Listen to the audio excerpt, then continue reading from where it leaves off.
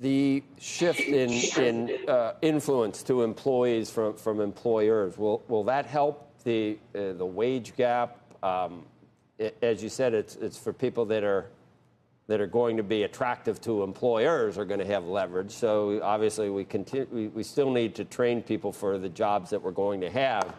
But will we see low-end wages go up so that we can stop talking about as much about the wealth gap and income inequality? And will that be a positive if it hurts margins for all these companies that they're paying so much more than they were before?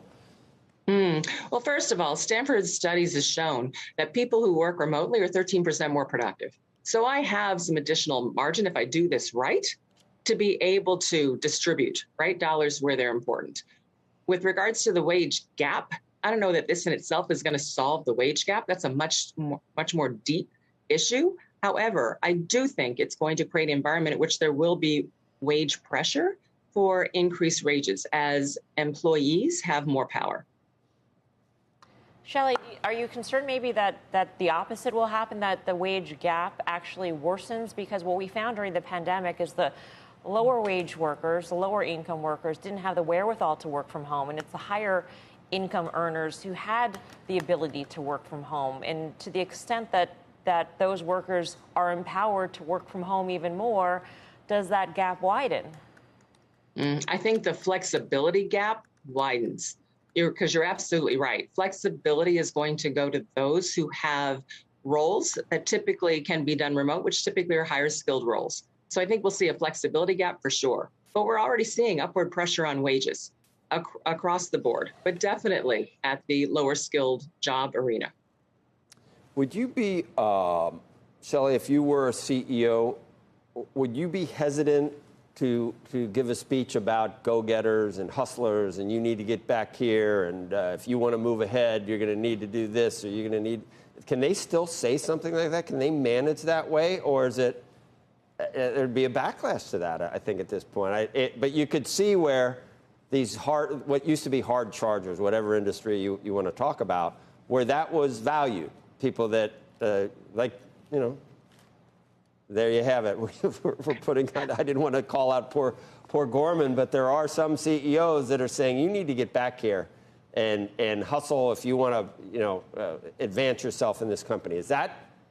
Are you allowed to do that now? Well, I think making statements that are saying there's only one way to operate is going to be a challenge because people are looking for multiple choices on how they operate. That said, no, I don't believe that we can go back to the past of this is how everybody has to work going forward. At the same time, we need to create environments of why, right? So if I'm coming to the office, then why am I coming to the office? What's the value that it gains? How do I ensure that I'm actually interacting with other people? And if I have flexibility, how am I ensuring both as an employee, but also as an employer that I create an environment where I'm not just out of sight, out of mind, where we can enable people to get work done. Because look at it, we've actually increased productivity during this overall pandemic. Now, has innovation suffered a little bit? I believe it has, because I do believe there is value to people coming together in person and bouncing ideas off and driving that overall innovation. So we need to figure out how we balance that across the board.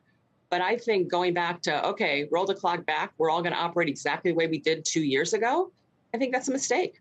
Employees have tasted the value of flexibility, and they want it. And therefore, companies that create that environment, that figure out how to drive productivity and innovation in a hybrid arena, they're going to be the winners.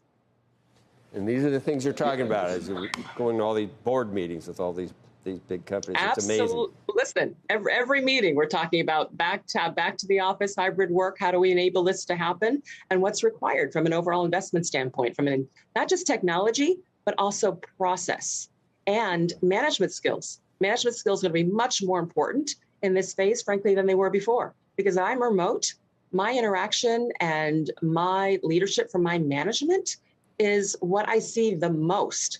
And if we end up with weak managers, then we're going to change. Studies show people leave their manager before they decide to leave a company. Shepard Smith here. Thanks for watching CNBC on YouTube.